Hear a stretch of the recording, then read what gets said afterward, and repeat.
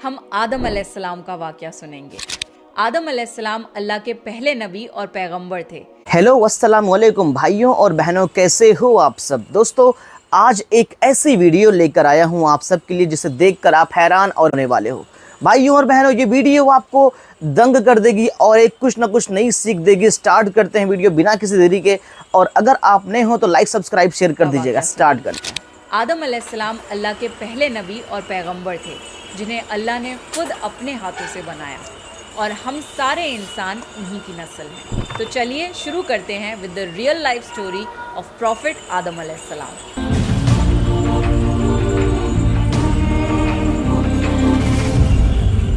सूरह बकरा में अल्लाह ने आदम अलैहिस्सलाम का जिक्र किया है।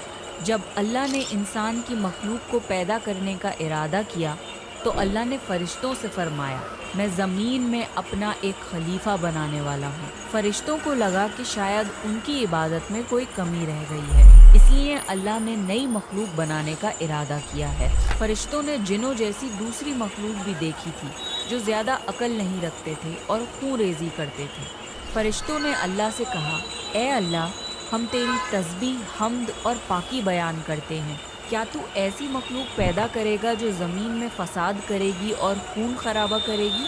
इसके जवाब में अल्लाह ने फरमाया, जो मैं जानता हूँ वो तुम नहीं जानते। फरिश्तों ने आपस में कहा कि अल्लाह ताला जो भी मखलूक पैदा करेगा वो हमसे ज़्यादा इल्म नहीं रख सकती। फिर अल्लाह ने आदम अलैहिस्सलाम को इल्म से नवाजा और उन्हें कुछ चीज़ों के नाम सिखा दिए। फिर अल्लाह ने आदम अलैहिस्सलाम को फरिश्तों के सामने पेश किया और फरिश्तों से फरमाया कि तुम बताओ इन चीज़ों के नाम अगर तुम सच्चे हो। फरिश्तों ने कहा कि हम उतना ही इल्म जानते हैं जितना तूने हमें सिखाया है, उसके सिवा हमें कुछ नहीं मालूम। फिर अल्लाह ताला ने फरमाया, ए आदम, तुम बता दो इनको इन चीज़ों के नाम। फिर जब आदम ने उन चीज़ों के नाम बता दिए तो अल्लाह ने फरिश्तों से फरमाया कि मैं ना कहता था कि मैं आसमानों और ज़मीन की पोशीदा चीज़ों को जानता हूँ। फिर अल्लाह ने फरिश्तों से फरमाया कि तुम आदम को सजदा करो, तो वो सब सजदे में गिर पड़े मगर शैतान ने सजदा नहीं किया। अल्लाह ने फरमाया कि ए इब्लीस, तुझे क्या हुआ कि तू सजदा करने वालों के साथ शरीक ना हुआ?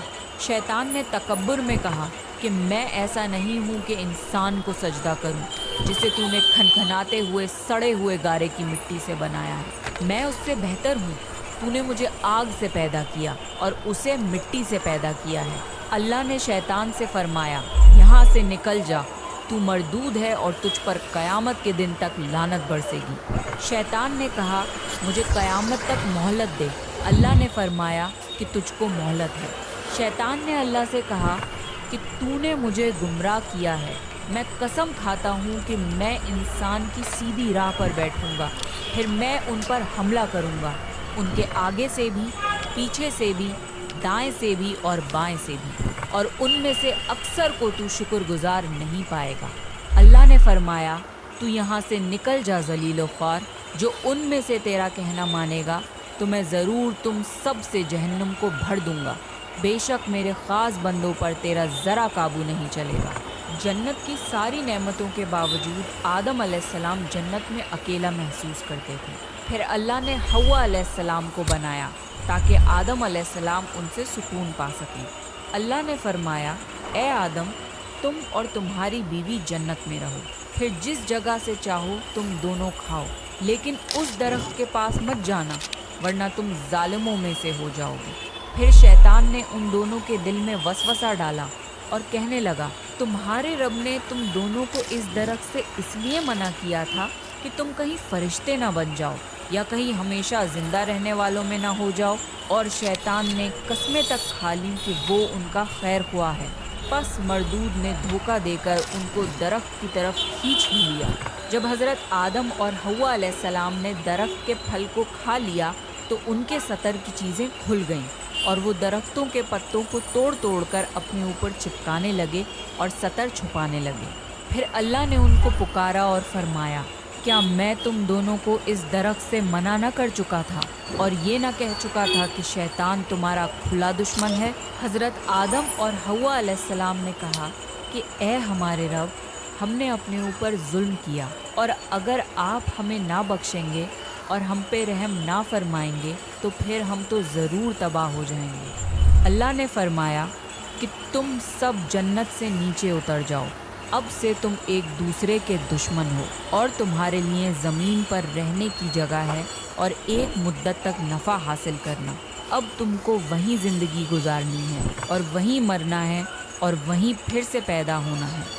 دنیا میں آنے کے بعد آدم علیہ السلام نے اللہ سے 40 سال تک معافی مانگی، پھر اللہ نے آدم علیہ السلام پہ رحم کھا کے انہیں معاف کر دیا اور فرمایا کہ تم اور تمہاری اولاد دنیا میں رہو، اور یہ بات یاد رکھو کہ جب میری طرف سے کوئی نبی ہدایت لے کر تمہارے پاس آئے تو تم اس کا کہنا ماننا، اور جو لوگ میرے نبیوں کی بات کو نہیں مانیں گے اور ہماری آیتوں کو جھٹلائیں گے وہ دوزخ میں جائیں گے اور ہمیشہ اسی میں رہیں گے۔ پھر حضرت آدم اور حوا علیہ السلام دنیا میں رہنے لگے، انہی سے انسانوں کی نسل شروع ہوئی۔ آدم علیہ السلام تقریباً 900 سال زندہ رہ کر وفات پا گئے۔ قرآن کے اس واقعے سے ہمیں یہ ہدایت ملتی ہے کہ جب شیطان نے غلطی کی تو اس نے معافی مانگنے کی بجائے تکبر کیا اور اللہ کو ہی اپنی گمراہی کا الزام دیا، پر جب آدم علیہ السلام سے غلطی ہوئی تو انہوں نے اپنی غلطی مانی اور فوراً توبہ کری، اور تب تک معافی مانگتے رہے جب تک اللہ کو راضی نہ کر لیا۔ آدم علیہ السلام کی سنت یہ ہے کہ جب انسان سے غلطی ہو جائے تو وہ اللہ سے اپنے گناہوں کی معافی مانگے اور اپنے رب کو منا لے، بے شک اللہ بہت معاف کرنے والا بڑا مہربان ہے۔ تو یہ تھا آدم علیہ السلام کا بہترین واقعہ۔ آپ نیکسٹ کون سے پروفٹ کی سٹوری سننا چاہتے ہیں پلیز کامنٹ کر کے بتائیے۔ اگر آپ کو پروفٹ سیریز میں انٹرسٹ ہے تو پلیز میرے چینل کو سبسکرائب کر لیجیے۔ دس از می رمشا سلطان سائننگ آف۔ بھائیوں اور بہنوں ویڈیو یہیں پہ سٹارٹ کرتے ہیں۔ اگر آپ کو اور دیکھنی ہوگی تو اس کی اوریجنل لنک ڈسکرپشن میں دی ہے، وہاں جا کے ان کی ساری ویڈیوز دیکھ سکتے ہو۔ سب ویڈیوز اسلامک کے اوپر بہت ہی بہترین ویڈیوز ہیں۔ اوریجنل ویڈیو کی لنک ہے ڈسکرپشن میں، اور اگر آپ ہمارے اس چینل پر نئے ہو تو لائک سبسکرائب شیئر دوست ضرور کر دینا۔ السلام علیکم۔